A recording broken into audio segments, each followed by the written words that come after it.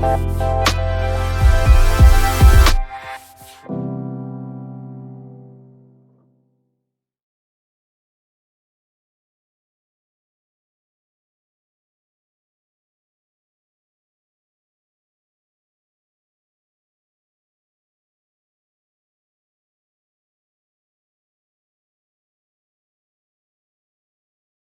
pessoal, bom dia a todos. Nos próximos minutos, eu vou estar falando com vocês um pouquinho sobre a motivação para o curso. Na aula anterior, a gente verificou que o que nós gostaríamos de fazer nesse curso era descrever bem escoamentos altos de reino, escoamentos cujos efeitos viscosos são importantes, e aí eu vou explicar por que isso historicamente virou um problema realmente relevante. Então, nós hoje vamos falar sobre, eu vou chamar de introdução, e vou, junto de introdução, vamos falar sobre motivação. Então, a motivação para o estudo de efeitos, de escoamento de efeitos viscosos, eu vou centrar ao redor de duas discussões bem claras. Vamos falar sobre um problema bastante conhecido, que é o paradoxo de D'Alembert. E vamos falar sobre um problema menos conhecido, mas absolutamente relevante, que é a lei dos senos quadrados do Newton. Tá? Por que o problema do D'Alembert ficou absolutamente relevante? Ele dividiu a ciência, a gente vai ver isso em alguns minutos. E o D'Alembert, em 1749, ele começou a disputar um prêmio, se não me engano, oferecido pela Academia de Ciências de Berlim. E durante 3 anos, ele trabalhou com afinco na solução do problema que tinha sido oferecido para a pessoa que fosse ganhar o prêmio. Basicamente, o que o prêmio instala os matemáticos a resolverem, ou físicos? Calcularem força de arrasto, força de resistência em corpos. E o D'Alembert, depois de 3 anos trabalhando muito duro no problema, ele chegou à conclusão que essa força era nula. E para espanto dele mesmo e de todo mundo, ele disse o seguinte: olha, isso é um paradoxo, eu vou deixar isso para que outros geômetros e outros matemáticos estudem, porque eu sou o melhor matemático do mundo, eu estou usando as equações do movimento, que são equações rigorosas, e quando eu faço as continhas todas com rigor, as forças são nulas. Então, o que aconteceu? O que aconteceu foi basicamente o seguinte: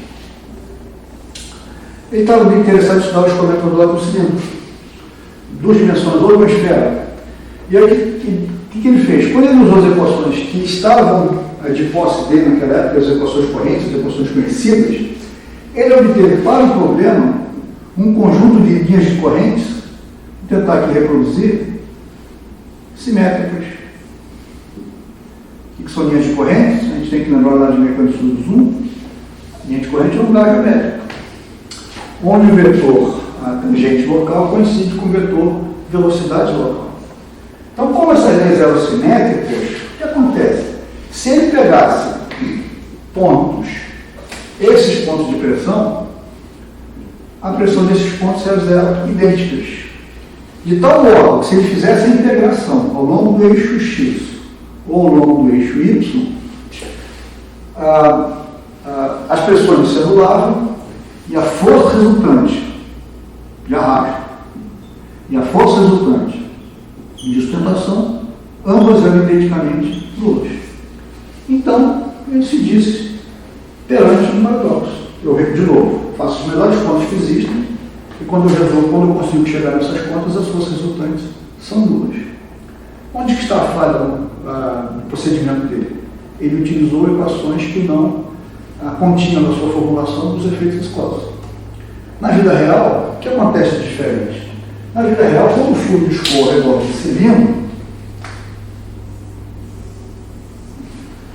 a gente pode usar a conservação de massa, fazer uma interpretação muito simples do que acontece aqui. Vamos pensar num pequeno bolozinho de controle, lembrar lá os mecanismos do Zoom. Toda a massa que passou aqui, vamos supor que ela tem que passar aqui agora na segunda sessão. A sessão diminuiu, o que acontece com o escoamento, e tem que aumentar a velocidade. Se ela aumenta a velocidade, lembra da equação de Bernoulli? A pressão ao longo dessa rampa, ela vai diminuindo. Então, eu vou colocar aqui um sinalzinho de menos para indicar que a pressão está diminuindo. Do ápice do cilindro, agora, até a região traseira, o que acontece é que as seções, elas aumentam. Por conservação de massa, a velocidade diminui. A velocidade diminui, a pressão aumenta. Então, eu vou colocar o mais aqui para indicar que essa é uma região que a pressão está aumentando. Então, logo após o ápice, as partículas de fluido ficam sujeitas a uma pressão adversa muito grande. E as que estão próximas da superfície não conseguem resistir a essa pressão grande. Eventualmente elas separam e aparece uma esteira muito grande. Agora, ali no quadro mágico, se vocês tiverem sorte, vocês devem estar observando algumas representações desse fenômeno e desse fenômeno. São representações que foram obtidas no laboratório. E para muito do que eu vou discutir agora aqui no curso, eu vou utilizar os vídeos da National Science Foundation. São vídeos antigos, são vídeos que foram realizados nos anos 60, mas são vídeos absolutamente brilhantes. Por quê? Quem discute visualização de escoamento? Steven Klein. Quem discute escoamentos compressíveis? Asher Shapiro. Quem discute fluidos abaixo do de Reynolds? Jack Taylor. Quem discute ruído em escoamentos aeronáuticos? Sir James Lighthill e Sean Fox Williams.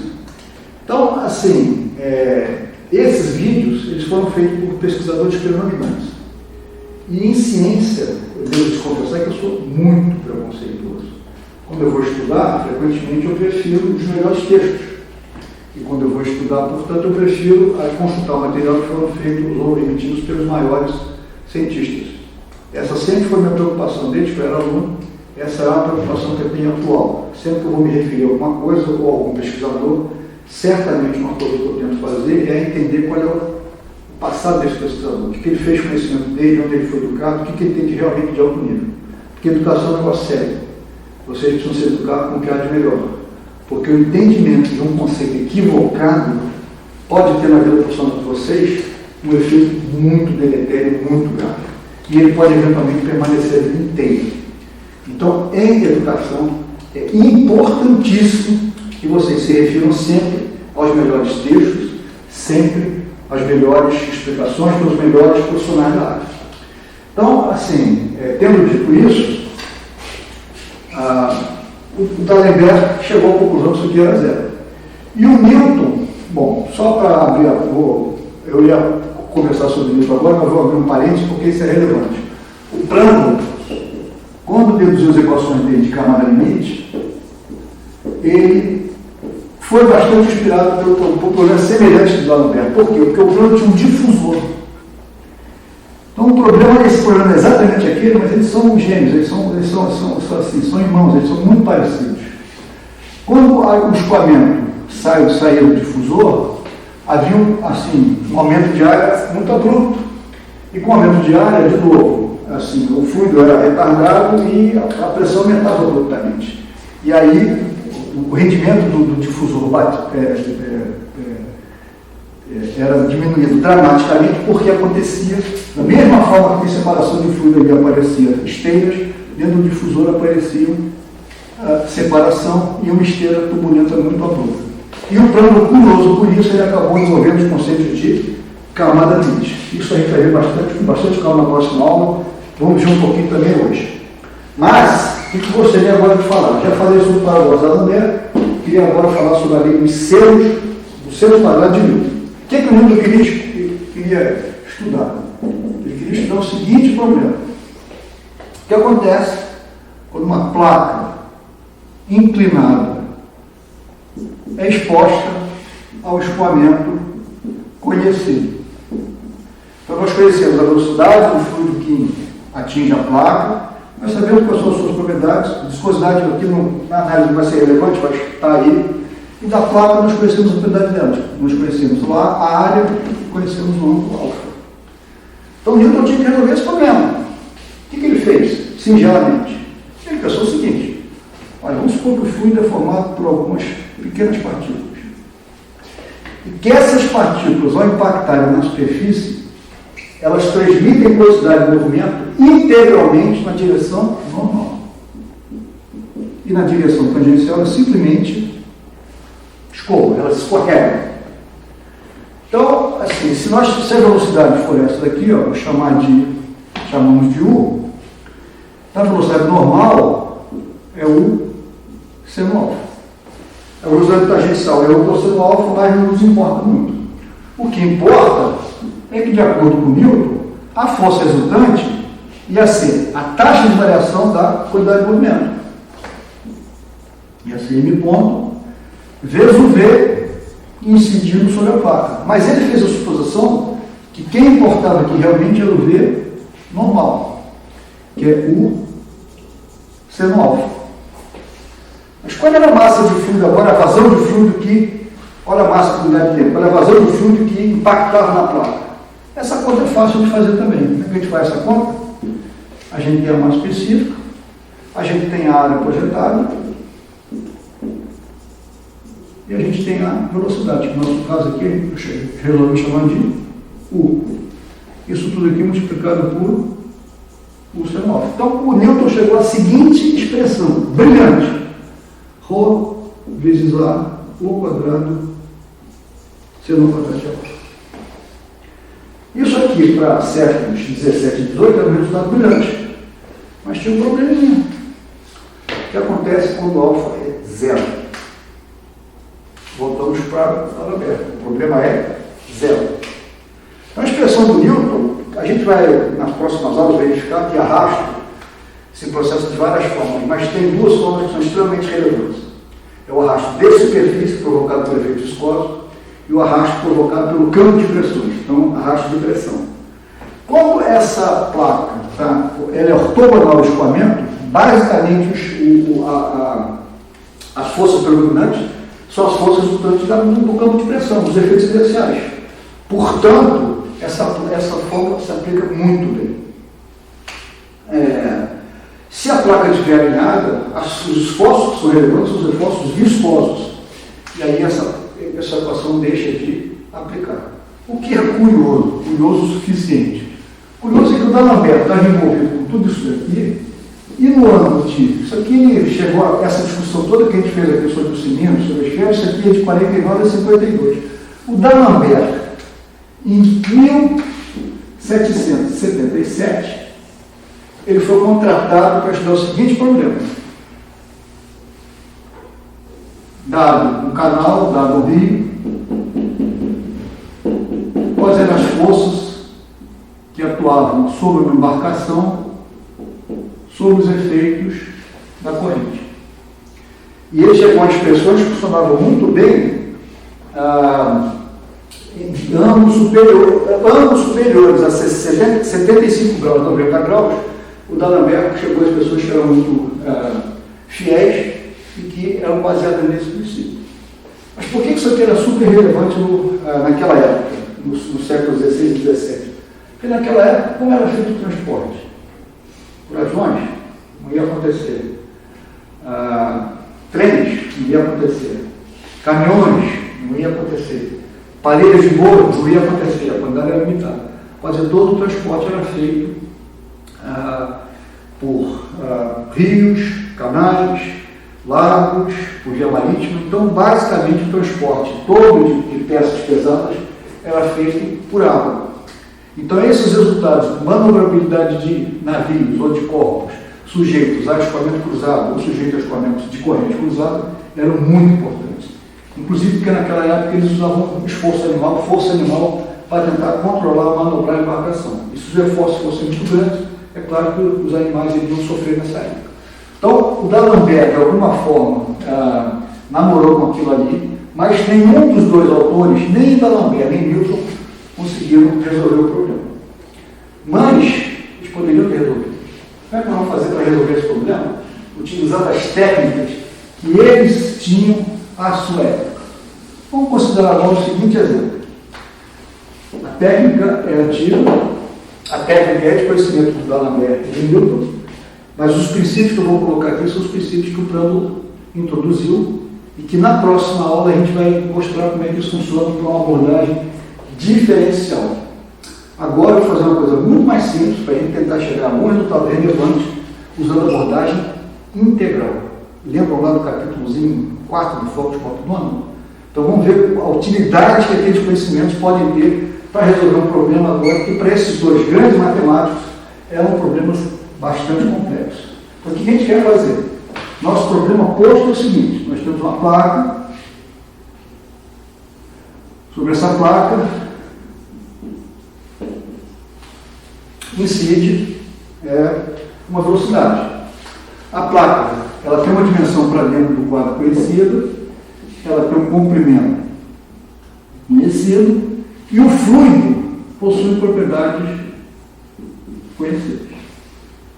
Então, o que o plano percebeu? Então, agora eu vou fazer aqui uma ponte entre o que Newton e D'Alembert podiam ter feito e o que o plano acrescentou. O plano percebeu o seguinte: sempre que o fluido escoava sobre a placa, o fluido na parede ele adere à parede. Por que todo fluido que adere sobre a superfície adere à superfície? Porque isso é o que nós observamos, que a natureza é essa. Então, quando o escoamento passava ao redor daquela placa, o plano, eu vou fazer isso aqui agora de um jeito exagerado, o plano percebeu que existia uma região muito estreita, aqui muito tênue, com espessura delta. Esse delta é muito menor do que esse L. Vou apagar esse Bzinho, guardar esse Bzinho aqui em algum lugar. Tá? E nessa região, como na parede a velocidade sempre é zero, e na região externa os perfis continuavam a ser perfis com velocidade elevada, aqui existia essa região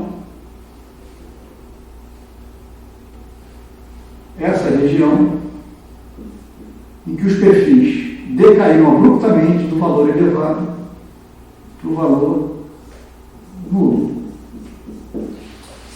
E aí, voltando para o capítulo 4, que a gente utilizou a abordagem integral, como é que a gente vai resolver isso aqui agora? Vamos escolher um volumezinho de controle. Olha a escolha aí, evidente. Eu não estou interessado no que está acontecendo próximo à placa. Então eu vou pegar o volume de controle próximo à placa. Então vamos fazer o volume de controle, vai ser esse aqui. Ó. Então eu vou chamar isso aqui de A', vou chamar isso aqui de B'. E aí a gente aprendeu lá no capítulo 4. Nós temos duas equações relevantes, importantes. Uma é a equação de conservação de massa. Preciso de conservação de massa. A segunda é a equação de conservação ou taxa de variação da quantidade de movimento, que era a segunda lei de Newton. Somatório das forças igual a massa vezes aceleração. Só que essa segunda lei de Newton era aplicada ao nosso volumezinho de controle. E qual era a ideia do volumezinho de controle, que era diferente do sistema de controle? A ideia do volume de controle não era seguir uma massa, a mesma massa de fluido, mas era acompanhar o que estava acontecendo na superfície desse volume de controle, que ele era bem definido. Ele podia ser estacionário, ele podia estar se movendo a velocidade de forma, ele podia ser até acelerado. Mas se eu soubesse o que estava acontecendo nas superfícies e dentro dele, eu sabia o que estava acontecendo com ele de um modo amplo. Então, o que a gente vai fazer aqui agora? Vamos primeiro voltar para o nosso princípio de conservação de massa e tentar analisar esse problema. Que o princípio de conservação de massa dizia? Que a taxa de variação disso aqui é um certo volume, num dV, tá? Vou botar aqui volume de controle para te lembrar, mas o que acontecia na superfície dele, então vamos chamar de superfície de controle, ρVdA, isso aqui tinha que ser zero. E aí, o que aconteceu lá em X1? Aparecia esse pontinho aqui. O que era esse pontinho? Era o produto interno. Então, quando a gente vai resolver o problema, a gente escolhe o sistema de coordenadas. Aqui eu vou escolher XY. Então, a velocidade de uma beleza vetorial fica orientada de acordo com esse sistema de coordenadas, mas o que acontece nas superfícies depende disso. O fluido entra ou deixa o volume de controle. Então, se isso aqui for vamos fazer uma revisão aqui. Isso aqui é o ponto A', a velocidade do escoamento está nesse sentido e a superfície está orientada naquela. Quando a gente fizer o produto interno, isso aqui que vai dar? Negativo. O que significa isso? Significa que a massa está entrando no volume de controle. Lá em B', a gente sabe que a massa está saindo. E a superfície também está orientada naquele sentido. Então, quando a gente fizer o produto interno, isso aqui vai dar positivo. Ou seja, a massa entrando no volume de controle é negativo, a massa saindo do volume de controle ela é positiva, e isso independe do meu sistema de coordenadas. Então, a gente aprendeu tudo isso lá com muita calma em F1. Vamos tentar agora aplicar no nosso problema. Então, o nosso rascunho aqui, eu vou tomar a liberdade de apagar. E o que nós vamos fazer aqui agora? Nós vamos aplicar essa equação ao longo de todo o volume de controle. Então, eu vou chamar isso primeiramente em A'. Vou chamar isso aqui de M ponto A'. Então, qual é a massa que está entrando lá em A'? É a massa específica do fluido, vezes a área a gente sabe que é a altura, é B, a distância para dentro da parede, multiplicado pelo delta, vezes a velocidade. Então, isso aqui, vezes a velocidade. Positivo ou negativo? A gente acabou de discutir. Essa grandeza é uma grandeza negativa. Por quê? Porque a massa está entrando no volume de controle. Massa agora entrando ou saindo de AB. É zero. Por que é zero? Porque a parede é sólida. Se a parede é sólida, eu não posso ter fluido, partículas fluidas ultrapassando essa parcela, essa parede. Vamos agora olhar para B, M ponto, B'. O que está acontecendo lá em B'?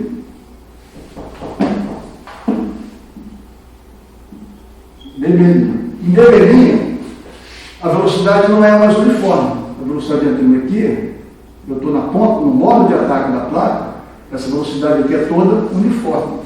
Na saída aqui, nós já vimos. A gente já viu que a velocidade aqui é nula. E essa velocidade é 1. Então, o perfil de velocidades agora, ele parte de zero e chega num valor elevado.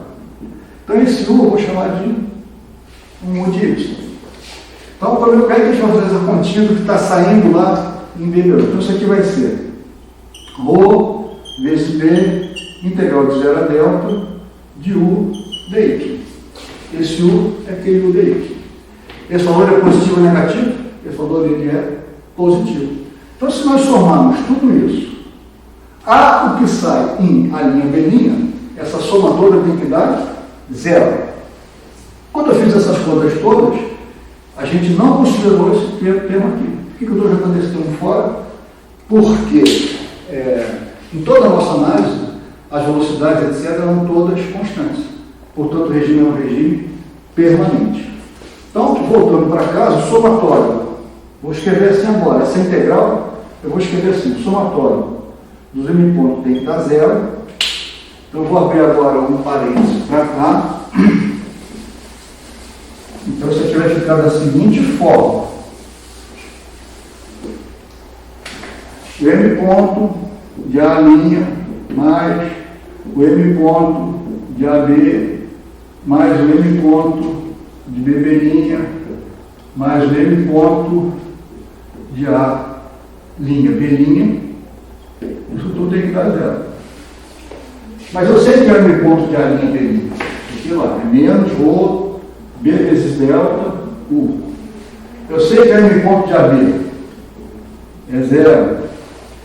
Eu sei que é o M ponto de B', enquanto B' está ali. É ρ vezes B, integral de 0 a delta, de U dy. Mais o M ponto de A', B', isso aqui é zero. Então agora eu consigo exprimir o M ponto de A', B' como sendo ρB delta U menos ρB, integral de 0 a delta, de U dy. E é evidente que esse termo é menor do que esse. Então, essa conta aqui vai dar uma coisa positiva, o que significa, como nós sabemos anteriormente, que massa está deixando o volume de controle. Essa massa a gente chamou de M ponto A', B', e o valor é esse. Então, agora, o que a gente vai tentar fazer para calcular força? Nós tínhamos utilizado o princípio de conservação de massa. Então a gente vai usar agora o princípio de conservação de quantidade de movimento. Então eu vou chamar aqui o princípio de quantidade de movimento. Então como é que a gente escreve isso aqui? Segunda lei de Newton. Somatório de forças igual a massa vezes aceleração. Então quem é a massa vezes aceleração? Eu vou pegar agora essa expressão. Bom, só para lembrar vocês, é evidente que vocês lembram dessa história. Quantidade de movimento é uma grandeza vetorial. Então eu vou escrever agora a equação de uma forma vetorial, mas depois, quando eu for escrever os próximos desenvolvimentos, eu vou escrever na direção x. Oscilação de massa, massa escalar, essa coisa toda. De novo, a gente viu que tinha um produto interno, então massa a gente resolveu bem. Então, o princípio de oscilação de quantidade de movimento, eu vou escrever da seguinte forma. Deixa eu escrever assim. ddt integral do volume de controle de ρ, v, dv, mais a integral de superfície de ρ vezes v, vezes vdA. Então, massa será igual ao somatório de forças. As forças podem ser forças de superfície, eventualmente, ou forças de campo, forças de volume. Então, quais são as forças de superfície, atuando na superfície? A gente pode ter, por exemplo, força de pressão. Seria a integral na superfície de controle, menos, né, de PdA. Porque menos que a força de pressão sempre é a força no sentido de compressão.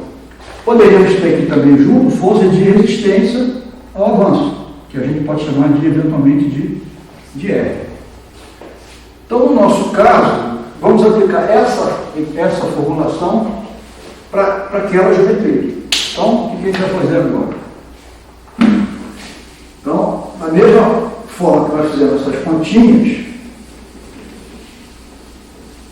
eu vou calcular o que eu vou chamar de... Vamos voltar então, primeiro, como anteriormente, eu ia fazer a continha aqui, mas vamos lembrar logo que isso aqui é zero, regime estacionário, então eu já vou jogar isso aqui fora. Então, eu estou agora preocupado em fazer essa conta. Então, como é que eu vou fazer essa conta ali? Fazer primeiro, eu tenho que fazer essa integral de superfície. Por que é a minha superfície? Minha superfície está toda escrita ali. Vou fazer um desenho, vou deixar aquele desenho. Então, vamos lá.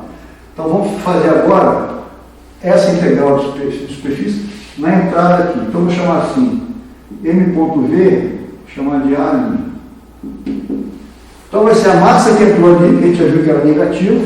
Então, vai ser menos ρ, acabei de apagar, essa coisa toda estava aqui, a gente pode olhar para cá. Menos ρ, v vezes delta U, vezes U, que é a velocidade original.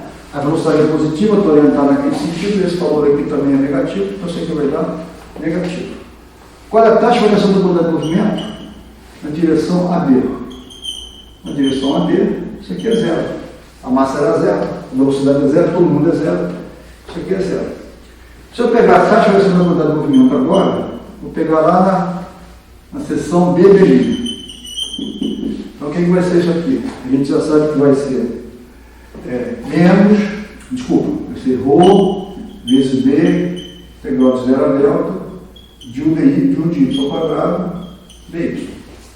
A massa saindo é positiva, a velocidade é positiva, todo mundo é positivo. E agora eu preciso calcular m.v em a linha B'. Aí eu vou abrir um parênteses com vocês aqui. Passar para essa parte do quadro. Vou apagar isso aqui, pessoal. Ok? Então deixa eu apagar. Não vou apagar isso daqui, porque eu vou completar aquela história aqui nesse cantinho.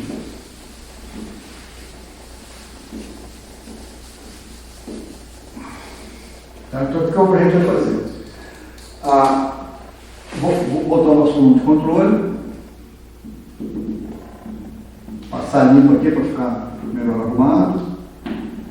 Então a gente sabia que isso aqui era A', isso aqui era B', a velocidade aqui na entrada era uniforme, a velocidade na saída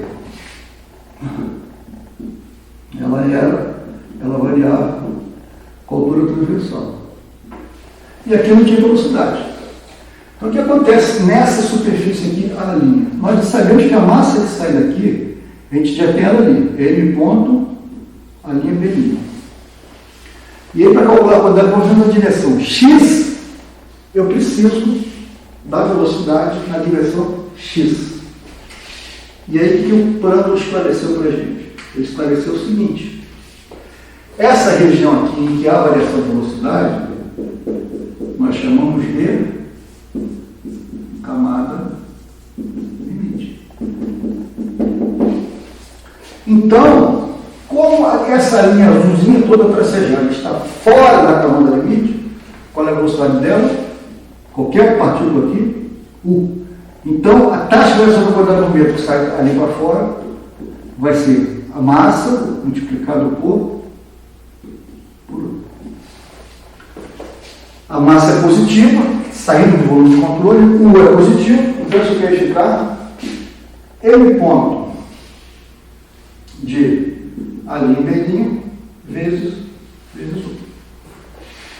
Então, se a gente fizer agora a soma, essa soma toda aqui, ó, menos ρ vezes B delta, U ao quadrado, mais ρB, integral de 0 a delta, de U2 dy, mais o M ponto, que a gente já tinha calculado, de a linha B' vezes 1, isso aqui era menos integral na superfície de controle da pressão vezes dA, mais uma resistência externa.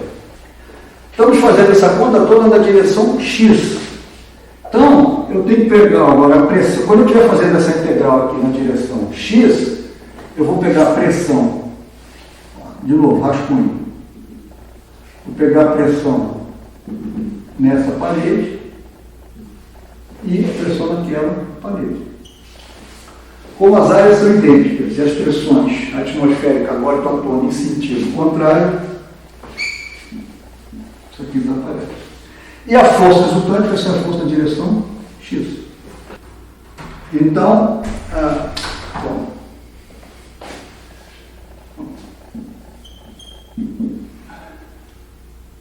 bom, para calcular Rx, então, o que a gente precisa agora? A gente já tem, isso aqui está bem definido, isso aqui está bem definido. Falta substituir aqui o M ponto, a linha B', né? M ponto de a linha B', desculpa.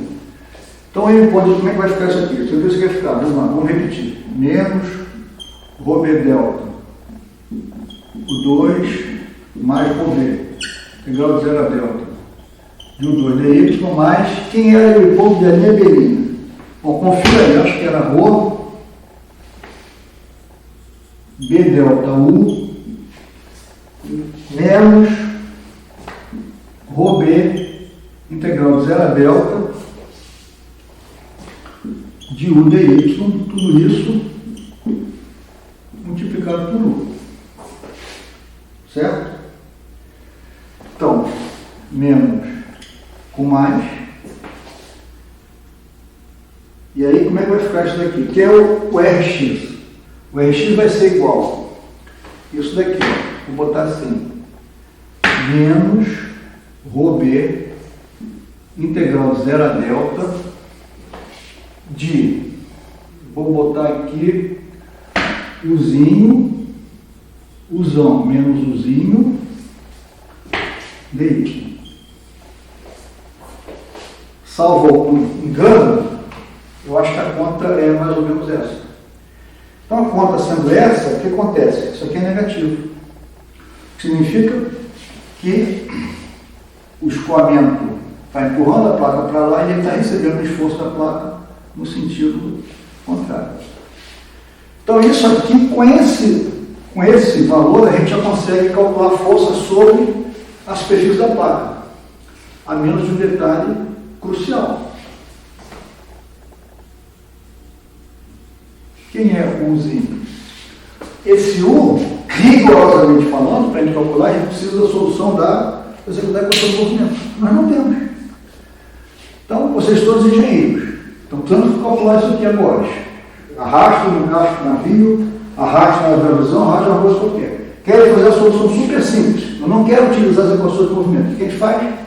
improvisa, modela, faz uma coisa simples. Mas o que nós vamos fazer? Eu vou apagar essa história e agora nós vamos fazer o seguinte, eu vou colocar aqui o final da placa. O final da placa está aqui. Aqui o finalzinho da placa. E o perfil está aqui. O que nós sabemos do perfil? A gente sabe que isso aqui é U. Sabemos que a velocidade aqui é zero.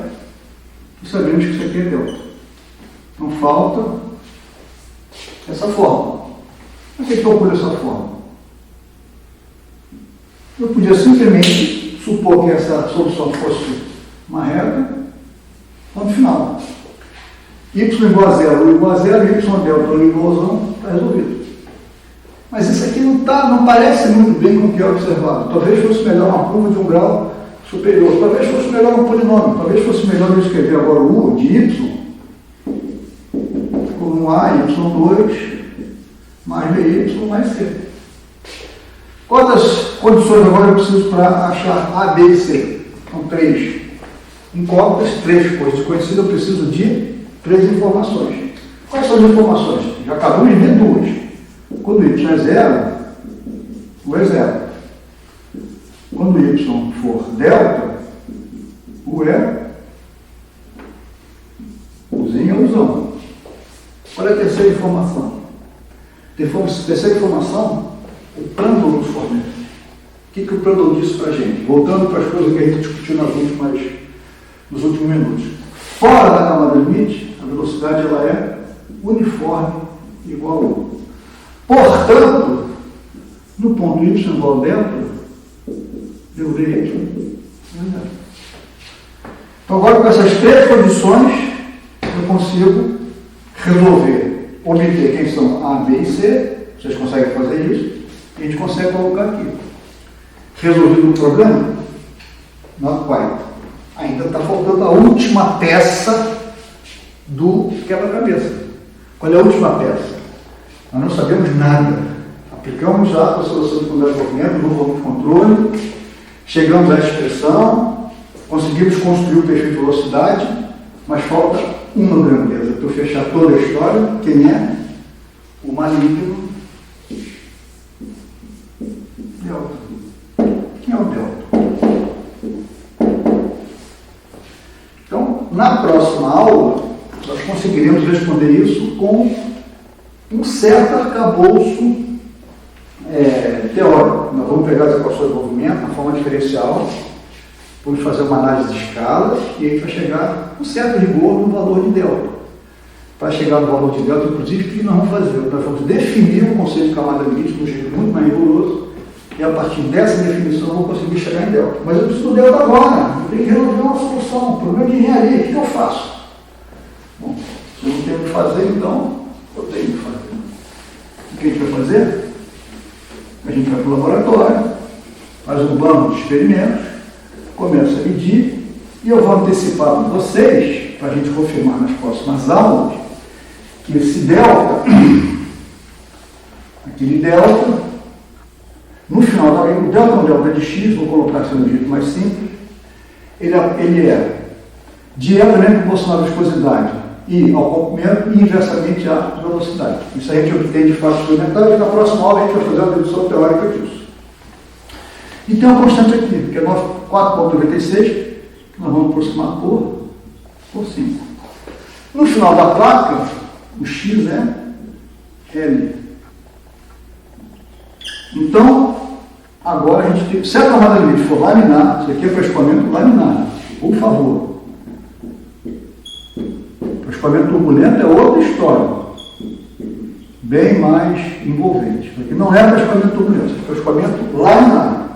Então, se nós temos uma placa, a gente sabe agora que é a camada limite, a espessura dela, delta, em cada pontozinho aqui, o delta de x é aproximadamente 5 vezes raiz de nieve sobre U.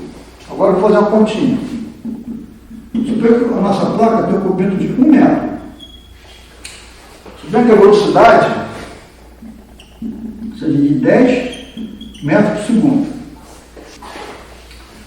Então, se a gente tiver essas continhas, o delta de x vai ser 5, raiz 10 a menos 5, vezes 1, dividido por 10, raiz de 10 a menos 6, isso aqui é aproximadamente 5 vezes 10 a menos 3 do metro. Ou seja, esse delta é aproximadamente 0,005 metros, 5 milímetros. É por isso que as pessoas não conseguiam, grandes pesquisadores, Electron, Boussinesq, Reynolds, Stokes, os grandes pesquisadores do século XIX, não conseguiram chegar no conceito de camada limite. Por quê? Com um escoamento laminar, numa placa com velocidade relativamente baixa, ao longo de 1 metro, a espessura da camada limite, ao final da placa, ela é de 5 milímetros. Então, isso aqui são 5 em 1000 milímetros. Então, isso é muito tempo. Então, na próxima aula, o que nós vamos fazer? Nós vamos usar essa propriedade. Olha a propriedade, o fato de que a delta, a espessura da camada limite, delta, é muito menor do que L, para que nós possamos deduzir as equações de camada limite de plano. Então, na próxima aula, no mesmo local, no mesmo lugar, a gente se encontra. Obrigado. O curso é sobre escoamentos viscosos, mas agora no finalzinho da aula vai ter um pequeno bônus de escoamentos potenciais. Por quê? Porque a discussão é sobre o que aconteceu com o D'Alembert, com o paradoxo D'Alembert. Os desenvolvimentos do D'Alembert foram basicamente do século XVIII. No século XX, o plano apareceu com a teoria de camada limite, a gente vai ver isso na próxima aula. E no século XIX, o que aconteceu? Então, eu vou mostrar rapidamente para vocês o que aconteceu naquele período. Então, assim, o que é relevante?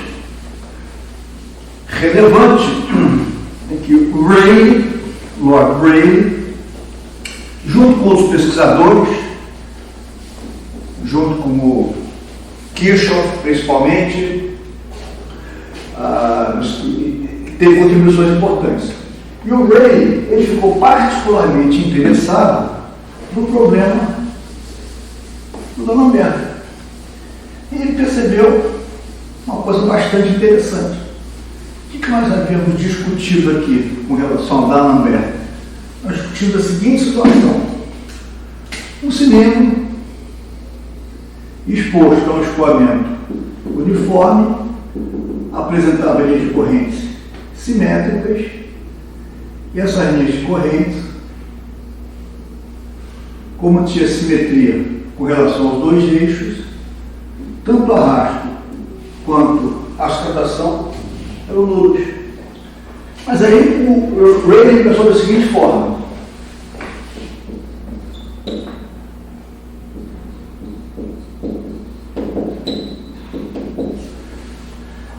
em 1878, alguma coisa desse tipo, 1880, o que o Rayleigh pensou?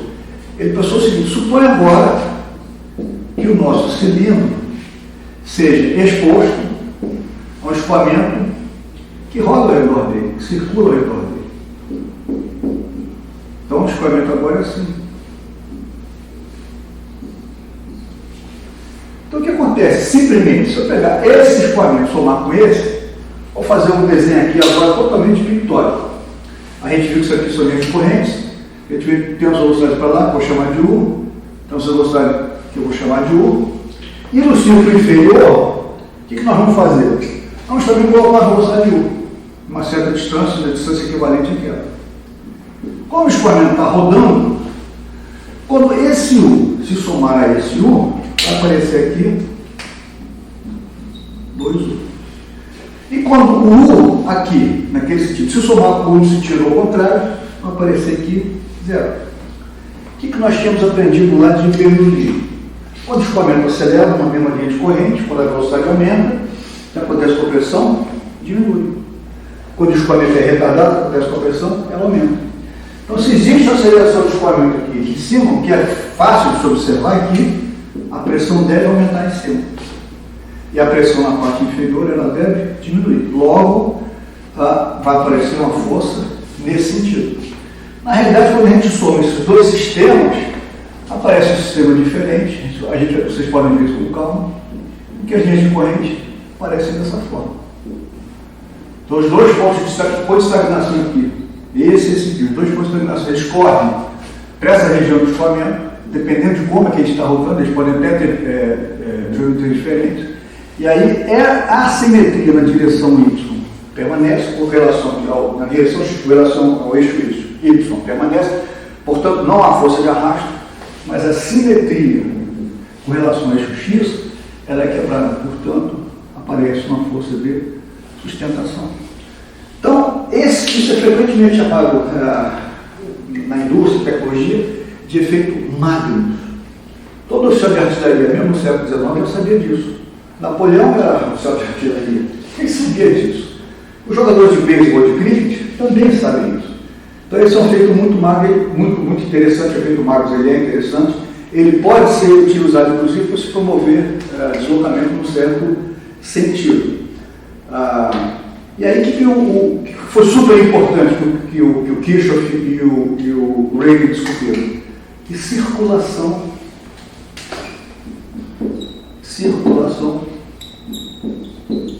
é sinônimo de sustentação. Isso foi super importante. E no século XX isso foi acompanhado por pesquisa de outras pessoas importantes. Eu vou falar um pouquinho sobre Lanchester, vou falar um pouquinho sobre o Kurta e sobre o Joukowsky. Mas, e aí eu vou dizer aqui a palavra escoamento potencial. O que é o escoamento potencial? Eu vou tentar esclarecer para vocês de um jeito aqui bastante simples. Vamos ver o que acontece. Vamos supor agora que a gente tem uma pequena partícula de fluido, um pequeno elementozinho de fluido que vocês imaginem, e vou ter só para fixar a ideia, fazer o seguinte: vou colocar aqui uma referência e botar o elementozinho de fluido aqui. Pintar isso aqui de preto. Só para que a gente possa identificar como é que ele se mostra. Se ele tivesse feito uma translação, o que acontece? Vou tentar desenhar direitinho isso. Isso aqui fica aqui, o elementozinho de fluido permanece aqui. Vamos supor agora que o nosso elementozinho de fluido esteja sujeito a uma rotação. Então vou tentar fazer isso aqui ligeiramente rodado.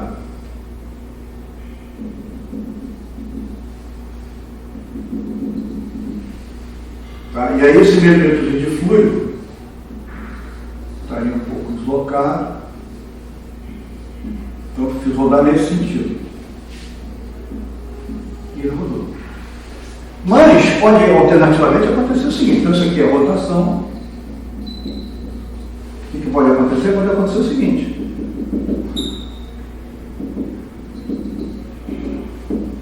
está aqui o elementozinho de fluido,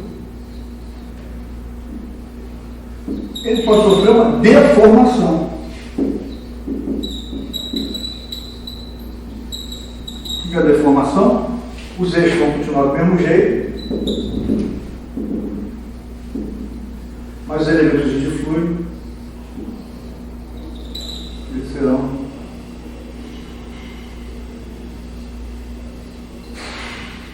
deformados. O que é o escoamento potencial? O escoamento potencial é um escoamento que não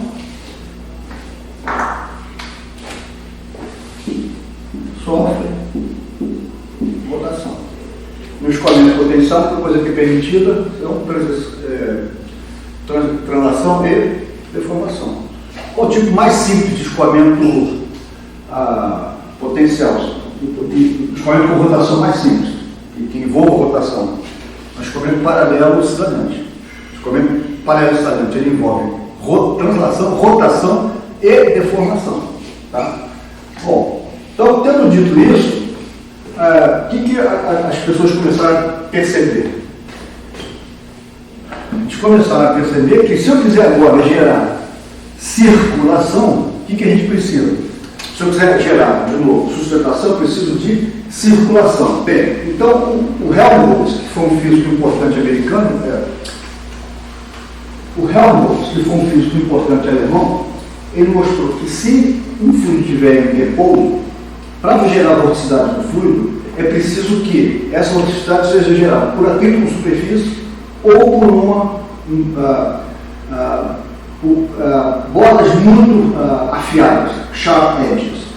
Então, o que acontece com um aerofólio, que inicialmente está em repouso? Quando o aerofólio é colocado em movimento, ele tem uma borda muito fina, e o que acontece com a borda muito fina é que o fluido não vai gostar bem de que haja descontinuidade aqui com relação à circulação de fluido, porque a velocidade teria que ser infinita. Então, quando o escoamento passar ao redor do aerofólio, o que vai acontecer? Aqui no bode de fundo, vai gerar um movimento de circulação. Mas o Helmholtz também mostrou que se esse movimento de rotação é gerado num sentido, aparece um outro movimento que tem que ser colocado, aparece no sentido também contrário. Isso é mais ou menos o equivalente à terceira lei de Newton. A cada ação corresponde ao sentido contrário. Então, quando esse vórtice ele se destaca do modo de fuga, aparece um outro vórtice muito grande ao redor do aerofólio. Aparece circulação. O que é que define circulação? Circulação é simples. É a integral fechada de U, dl, onde L são esses elementozinhos de área aqui. E qual é o resultado relevante para quem trabalha com aeronáutica, com estudo aeronáutico? O resultado relevante é que a força de sustentação por unidade de comprimento do aerofólio, por unidade de comprimento, é diretamente proporcional ao mais percentual do fluido, à velocidade de incidência sobre o aerofólio e a circulação geral. Então, essa é uma relação simples, ela foi avançada pelo Kuta e pelo Joukowsky, e ela é muito importante. Quando essa relação vale enquanto o aerofólio não estolar. O que significa estolar? Em situações práticas, se o ângulo de ataque do aerofólio aumentar demais, em algum momento, a gente viu isso aqui no caso cilindro, vai aparecer um ponto de separação, vai aparecer uma esteira detrimental e abruptamente o avião perde sustentação. Então, nosso curso de novo é sobre escoamentos viscosos, mas isso aqui é um pequeno bônus. Qual é a mensagem que eu acho que é importante ficar? Eu tinha escrito aqui no quadro, acabei apagando. Sustentação e circulação são sinônimos. Na próxima aula, então, como finalmente eu tinha prometido, a gente volta para a teoria de camada limite. Eu vou deduzir as equações de Prandtl. Boa tarde para vocês.